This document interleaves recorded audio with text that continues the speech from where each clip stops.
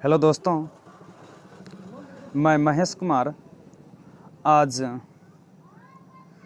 बहुत VVI question जो आपको बिहार बोर्ड में यानी 2022 के लिए बहुत इम्पोर्टेंट क्वेश्चन है जो आपको यूट्यूब पर दिया जाएगा और प्रत्येक चैप्टर बाय चैप्टर।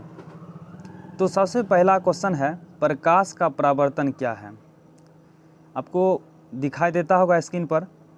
प्रकाश का परावर्तन क्या होता है? जब प्रकाश की किरण किसी चिकनी सतह पर पड़ती है और परावर्तन के बाद उसी माध्यम में लौट जाती है, प्रकाश का परावर्तन कहते हैं। ये आपको 2 नंबर में पूछा जाएगा और आपको इसको रिवाइज कर लेना है। उसके बाद पूछा जाएगा प्रकाश का परावर्तन के नियम को लिखे, और ये बहुत अच्छा क्वेश्चन है और बहुत इसको समझिए, फिक्स है, ये बोर्ड में पूछेगा। अगर नहीं पूछेगा तब कहना। तो चलिए, ये सबसे पहले हम यहाँ पर डायग्राम बना दिए हैं। ये कोई एक है, देखते होंगे, कलई भाग है जो परावर्तक पृष्ठ है, और जो ये P से O की ओर जो किरण आती है उसको हम कहते हैं आपतित किरण, और जो O से R की ओर चल गया किरण उसको हम परावर्तित किरण कहते हैं, और जो बीच में बना और अभिलंब हम कहते हैं। और जो आपतित किरण और अभिलंब के जो बीच में जो कोण बना है उसको हम आई कहते हैं, यानी आपतन कोण। और आप परिवर्तित किरण और अभिलंब के बीच में जो कोण बना है उसको कहते हैं परावर्तन कोण। यहाँ तक कोई दिक्कत नहीं है। इसमें दोस्तों याद करने की क्या तरीका है, इसको परावर्तन के 2 नियम होते हैं, और 2 क्या नियम होते हैं वो याद रखना। देखिए, ये आपतित किरण और परावर्तित किरण, आपतन बिंदु पर डाला गया अभिलंब, तीनों एक ही तल में होते हैं। और दूसरा क्या होता है, आपतन कोण और परावर्तन कोण सदैव बराबर होते हैं, यानी I बराबर R। तो आपको यहाँ पर नोट कर लीजिए, फिगर बना लिए होंगे। तो चलिए, यहाँ पर हम पहले ही बता दिए हैं, यहाँ चलिए इसको लिख लीजिए। और उसके बाद हम अगला क्वेश्चन चलेंगे। ये बोर्ड में ज़रूर से ज़रूर लड़ेगा।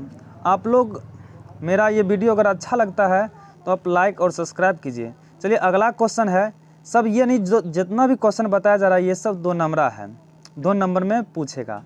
प्रतिबिंब क्या है, यह कितने प्रकार के होते हैं। बहुत इम्पोर्टेंट क्वेश्चन है। चलिए, अब हम आंसर का जवाब देते हैं। यदि प्रकाश की किरण वस्तु के किसी बिंदु से चलकर परावर्तन के पश्चात किसी दूसरे बिंदु पर जाकर मिलती है या मिलती हुई प्रतीत होती है, उस दूसरे बिंदु को पहले बिंदु का प्रतिबिंब कहते हैं। और दोस्तों समझिए, प्रतिबिंब 2 प्रकार का होता है। पहला होता है वास्तविक प्रतिबिंब, दूसरा होता है काल्पनिक या आभासी प्रतिबिंब। ये आपका 2 नंबर में फिक्स है। अब अगला जो क्वेश्चन है, वास्तविक प्रतिबिंब और आभासी प्रतिबिंब में अंतर लिखें। तो चलिए, वास्तविक प्रतिबिंब क्या है, यानी वास्तविक प्रतिबिंब बोलते हैं यह किरणों के वास्तविक रूप से कटान बिंदु पर बनता है। और आभासी में क्या होता है, यह किरणों के वास्तविक रूप से कटान बिंदु पर नहीं बल्कि उन्हें पीछे बढ़ाने पर जहाँ वे मिलती है वहाँ बनता है। दूसरा क्या है, यह सदैव उल्टा होता है और यह सदैव सीधा होता है। तीसरा क्या है, इसे पर्दे पर प्राप्त किया जा सकता है और इसे पर्दे पर प्राप्त नहीं किया जा सकता है। तो अगला क्वेश्चन बहुत इम्पोर्टेंट है दोस्तों। आप लोग, मेरा वीडियो अगर आपको अच्छा लगता है तो इसको क्या करना है, लाइक और सब्सक्राइब जरूर करना है। तो चलिए, अवतल दर्पण तथा उत्तल दर्पण में अंतर स्पष्ट करें। ये फिक्स है बच्चों, आपको ये पूछा जाएगा। चलिए, अवतल दर्पण और उत्तल दर्पण, पहले हम अवतल दर्पण तब उसके बाद उत्तल दर्पण बोलेंगे। कहता है अवतल दर्पण, इसमें परावर्तक सतह धसी होती है और इसमें परावर्तक सतह उभरी हुई होती है। दूसरा नंबर, उभरे भाग पर पॉलिश किया रहता है, धसे भाग पर पॉलिश किया रहता है। वास्तव में वास्तविक एवं काल्पनिक प्रतिबिंब दोनों बनाते हैं। ये हमेशा उत्तल दर्पण काल्पनिक बनाते हैं। इसे अभिसारी दर्पण भी कहते हैं, इसे अपसारी दर्पण भी कहते हैं। यहाँ तक कोई दिक्कत नहीं होगा। अब अगला क्वेश्चन है, अवतल दर्पण के 3 उपयोग लिखें। तो आप लोग देखते रहिए, हम आपको बताते हैं।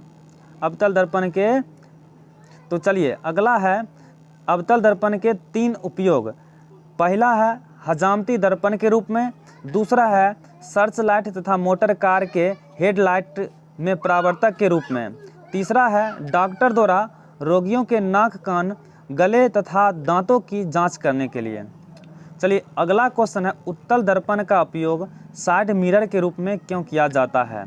चलिए हम वाहनों में उत्तल दर्पण को साइड मिरर के रूप में प्रयोग इसलिए करते हैं क्योंकि ये सदैव सीधा प्रतिबिंब बनाते हैं। यद्यपि वह छोटा होता है, इनका दृष्टि क्षेत्र भी बहुत अधिक होता है क्योंकि ये बाहर की ओर वक्रित होता है। क्योंकि उत्तल दर्पण जब बाहर का जो भाग होता है वो क्या होता है, वक्रित होता है, यानी पेंट क्या होता है। उत्तल दर्पण ड्राइवर को अपने पीछे क्षेत्र को देखने में समर्थ होता है। चलिए इसको दोस्तों इसको नोट करते रहिए। अब जो है इसको याद करते रहिए, याद यानी MTR करिए। इसका मतलब होता है मारो टोटल रट्टा, क्योंकि अब समय एग्जाम का बहुत कम बचा है इसलिए याद करते रहिए। चलिए अगला क्वेश्चन है उत्तल दर्पण को अभिसारी दर्पण क्यों कहते हैं। ये भी बहुत इंपॉर्टेंट क्वेश्चन है, हर बार सब पूछा जाता है ये सब क्वेश्चन। चलिए उत्तल दर्पण को अभिसारी दर्पण क्यों कहते हैं, ये है इसका आंसर। अवतल दर्पण के मुख्य अक्ष के समांतर आपतित प्रकाश की किरणें दर्पण से परावर्तन के बाद मुख्य फोकस से गुजरती है। यही कारण है कि अवतल दर्पण को अभिसारी दर्पण कहते हैं। अगला क्वेश्चन है उत्तल दर्पण को अपसारी दर्पण क्यों कहते हैं। उत्तल दर्पण के मुख्य अक्ष के समांतर आपतित प्रकाश की किरणें परावर्तन के बाद मुख्य फोकस से नहीं गुजरती है। यही कारण है कि उत्तल दर्पण को अपसारी दर्पण कहते हैं। चलिए दोस्तों इसको भी बहुत इंपॉर्टेंट है, ये सब इसका नोट कीजिए और आप लोग मेरा वीडियो को लाइक और सब्सक्राइब करिए करने के लिए। चलिए हम अगला क्वेश्चन लेकर चलते हैं। अगला क्वेश्चन है समतल दर्पण द्वारा बने प्रतिबिंब के किन्हीं 3 विशेषताओं को उल्लेख करें।